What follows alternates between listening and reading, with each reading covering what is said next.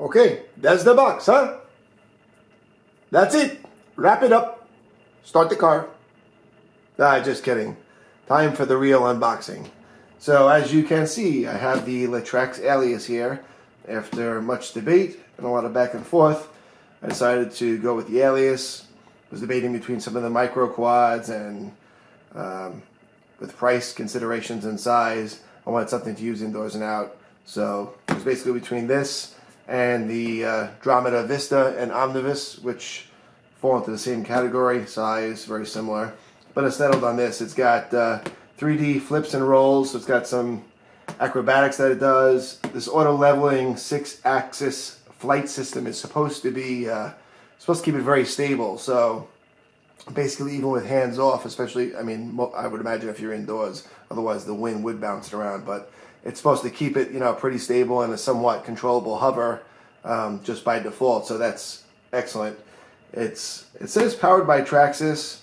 I think it's actually a Traxxas product, and then they just released it under the LaTrax name.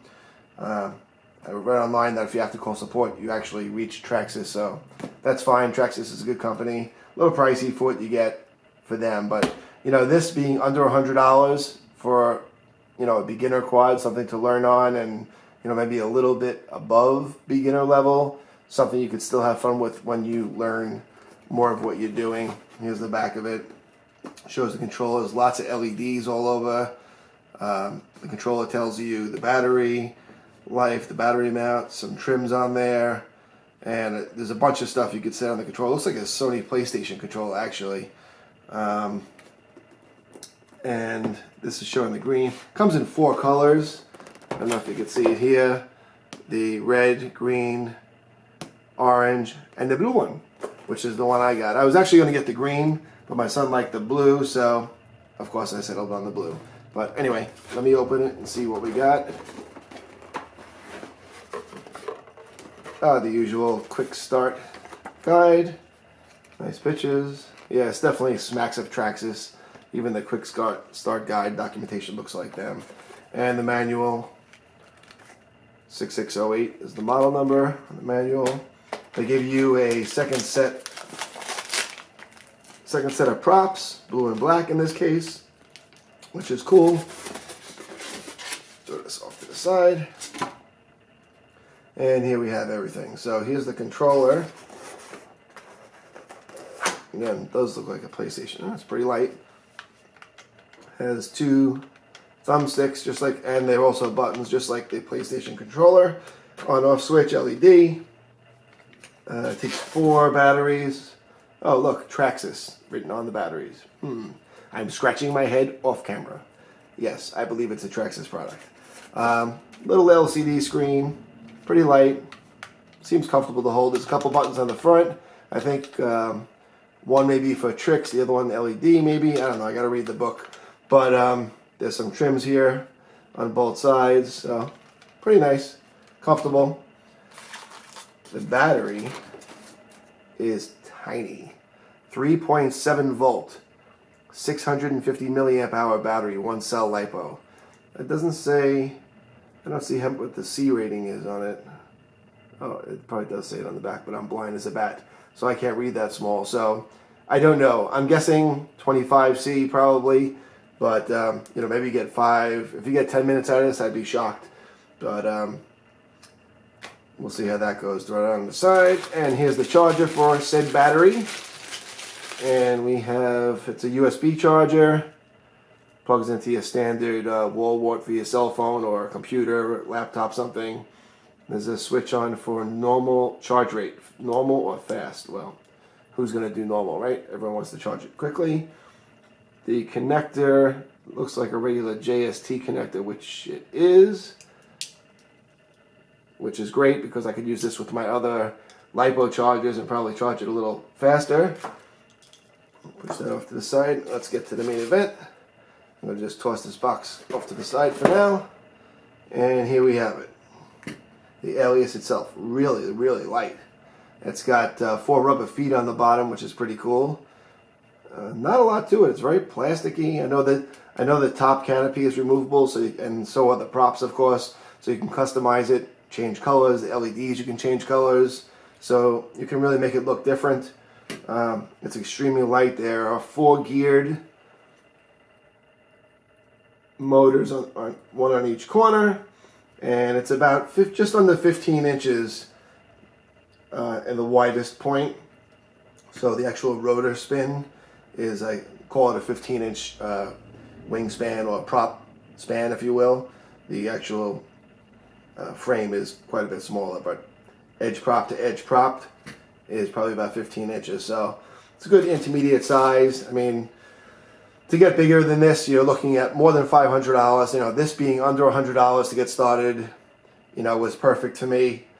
And, you know, I mean, if I crash it and burn, worst case scenario, I can replace some parts. They're probably not that expensive, you know, and it's $100. It's not $500 or $1,000. You know, I'm not going to take planes down with this. You know, it's just something to learn on and have fun with. I think I'm going to, let's see how the battery goes in here. I think I am going to add a camera to this, though, at some point. Maybe like the Mobius camera I've been reading about.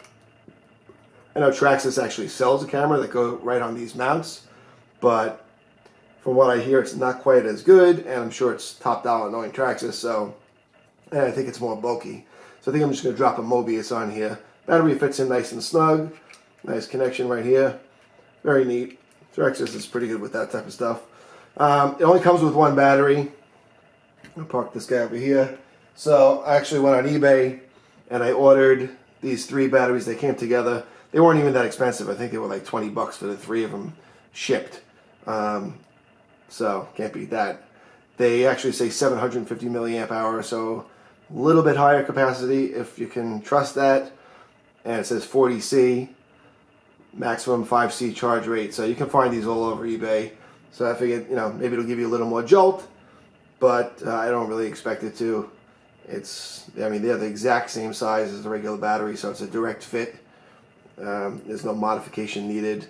And like I said, even if it's the exact same thing as the original, it fits right in the same way. Even if it's the exact same thing, now I have 4 batteries. So, you know, like I said, if they last 10 minutes, I'd be shocked. So now I got 4 that'll keep me up and going for a while if I don't crash and burn in the first 5 minutes. And I also picked up these landing gear made by RPM, specifically for the Alias, part number 72022. They were about $8. They're just, you know, RPM's great plastics. They're very flexible. They don't break, and it looks like they attach, you know, right underneath that rubber pad, or maybe the rubber pad comes off.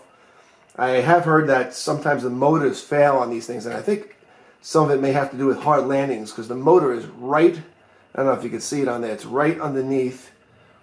I'll try to see if this will focus, right at the, I mean, the rubber is basically touching the motor. So a hard landing, you know, may very well impact that motor. So I'm hoping this would help with that. Also, like I said, I'm thinking of putting a camera on, so it'll help raise it off the ground a little, which will give me a little more clearance for the camera. So that was basically my angle on grabbing the landing gear. In addition to that, because I am probably going to smash this into everything in my house, so I'm moving vehicles and a bunch of things I haven't even thought of yet. I grabbed these prop cards also by RPM. Basically, they just guard the propellers, they go on and protect the area, so if you actually hit into something, instead of the propeller hitting, the plastic will hit it first. So I got blue, 2 blue for the blue side and 2 black for the black side, obviously. Part numbers for the black, 72042 and 72045 for the blue, also RPM, great company. So I figured that will help me, especially in the beginning. Once I get good at it, I'm sure that'll come off, but let's be cautious to start off with. So that's about it. I don't know how this is actually going to perform. I've heard good things. It's so light. I actually want to weigh this and see how much it is with the battery. I want a real weight with the actual battery in here, because it's unbelievably light, honestly. Let's see what we're looking at here. This thing is crazy light. 3.5 ounces with battery. So without my landing gear and my props, but just stock out of the box, 3.5 ounces. Very, very light. So this should do great indoors. I'm sure there's going to be plenty of power. Outdoors with a high wind, I think it could be a little hairy.